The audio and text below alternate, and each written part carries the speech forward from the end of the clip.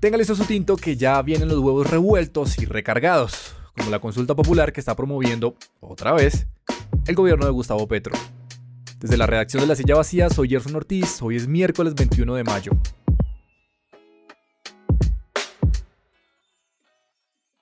El gobierno de Gustavo Petro no quiere dar margen a un nuevo fracaso político, por eso, mientras la Comisión Cuarta del Senado da el tercer debate a la resucitada reforma laboral, también empezó a mover una nueva versión de la consulta popular.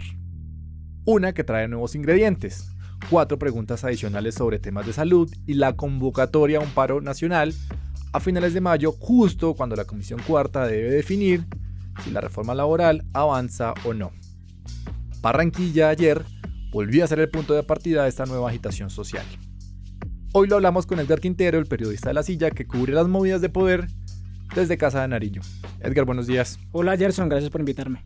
El presidente cerró su gira por China y el Vaticano y apenas pisó suelo colombiano entró en modo movilización social. Ayer en Barranquilla participó en una especie de cabildo abierto que terminó siendo un gran acto público para convocar a sus bases y pedir el acompañamiento de esta consulta popular 2.0. Arranquemos, Edgar, por definir y por entender por qué Barranquilla como ese punto de partida de esta nueva movilización nacional. Sí, Barranquilla se ha convertido en la gran plaza pública del presidente. Acuérdese que en esa ciudad Petro convocó una marcha para presionar por la disminución de las tarifas de energía, otra de sus grandes peleas y un dolor de cabeza para la gente de esa región. Barranquilla también fue uno de los grandes puntos de concentración en las marchas que Petro convocó cuando era inminente la caída de la reforma laboral en la Comisión Séptima de Senado y luego en la vecina Soledad Atlántico. El gobierno lanzó uno de los llamados comités del sí para impulsar la fallida consulta popular. Y bueno, no hay que obviar que esa es la casa del superpoderoso ministro del Interior Armando Benedetti, de sus aliados como el Clan Torres, los megacontratistas del gobierno que le ayudaron financiando su campaña a la presidencia, y pues es una ciudad que quiere a Petro y que al menos en elecciones nacionales le vota a la izquierda. Es la ciudad de los símbolos como el de la P, la precampaña. Barranquilla es el punto de partida, Edgar, pero no es el único frente. Esta semana hubo reuniones en Bogotá donde, digamos, está el PMU, el puesto de mando unificado de esta movilización nacional. Y acá ya se habló de incluirle un paro nacional entre el 28 y 29 de mayo.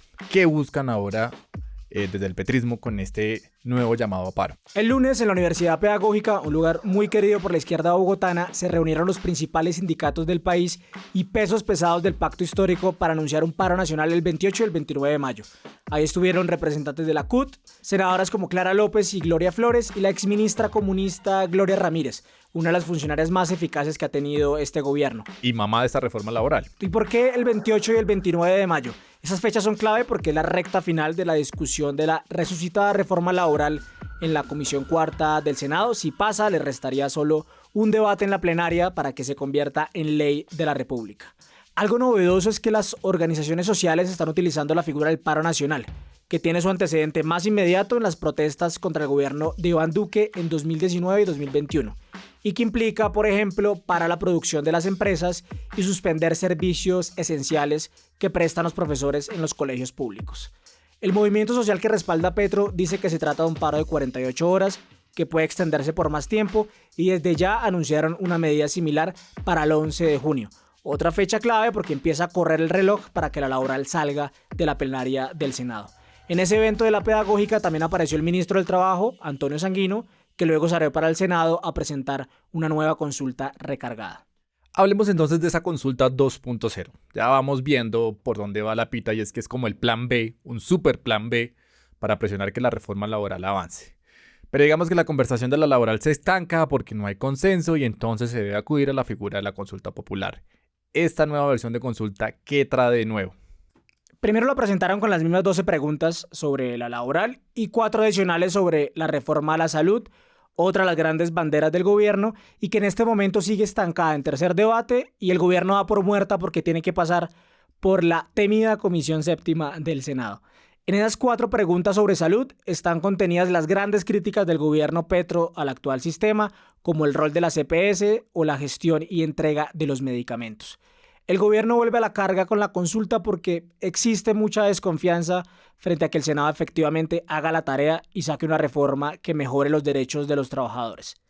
Ni el gobierno ni la bancada del pacto confían en la senadora Angélica Lozano, presidente de la Comisión Cuarta, y desde el día 1 vienen criticando ese trámite. Dicen que no tienen garantías para ese debate y que los tiempos están muy apretados para sacar los dos debates y luego hacer la conciliación entre los textos de Cámara y Senado.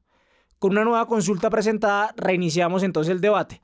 El Senado tiene 30 días calendario para pronunciarse y de no hacerlo, el presidente queda facultado para sacarlas por decreto. El paso previo para que pueda convocar a elecciones. Está claro, Edgar, que hay desconfianza de parte y parte del gobierno y sus bases frente al Congreso, porque pues allá ya les hicieron conejo con el archivo de la laboral una vez, y de los gremios y el Congreso porque les radicaron otra consulta una vez más. Es una guerra de espejos, por decirlo así. Pero hablemos del hipotético escenario, tal vez menos viable, pero no improbable, de que lleguen a un consenso. Porque al final puede ser un gana-gana, y es que el gobierno está a 2 debates de una gran reforma y el Senado a 2 debates de quitarle fuerza a la consulta. Pues la gente del gobierno y el pacto que está frenteando la reforma cree que pese a todos los reparos y la desconfianza, este sigue siendo un camino posible para sacar adelante la reforma y mejorarles la vida a los trabajadores. Quieren defender el corazón de la reforma, los recargos nocturnos, el reconocimiento pleno de los dominicales, la formalización de los aprendices del SENA y los derechos a favor de las mujeres y las personas en condición de discapacidad, que están compilados en los 81 artículos que ya aprobó la Cámara de Representantes. Y además los principales líderes gremiales como Bruce McMaster han empezado a ceder más para sacar la laboral y los partidos de oposición se comprometieron a sacar una reforma consensuada con el proyecto del gobierno.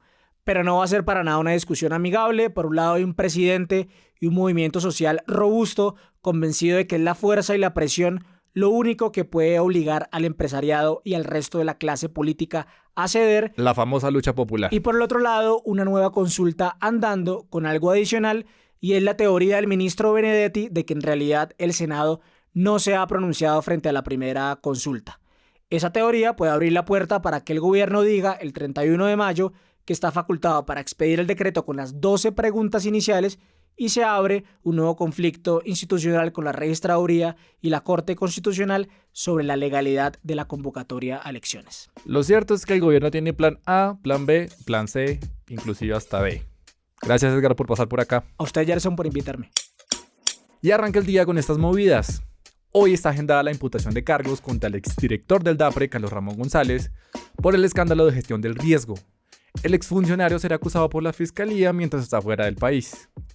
Y a propósito de exdirectores del DAPRE, la Corte Suprema de Justicia confirmó la condena contra la exdirectora del DAS, María del Pilar Hurtado, y el exdirector del DAPRE, Bernardo Moreno, funcionarios del gobierno Uribe, por el escándalo de las chuzadas contra opositores de Uribe, como el hoy presidente de la República, Gustavo Petro, magistrados y periodistas entre 2007 y 2008. El domingo pasado estrenamos Ausencias, una serie documental en audio y video que narra la historia de 3 líderes ambientales asesinados por incomodar intereses poderosos. Encuentra el link en la descripción. Todas las movidas están al aire en lasillavacía.com, en las redes y en el en vivo. Y por acá cada mañana estará servido su desayuno político favorito. Fernando Cruz y Juana Rubio Tobar produjeron este episodio. Yo soy Gerson Ortiz y nos escuchamos mañana.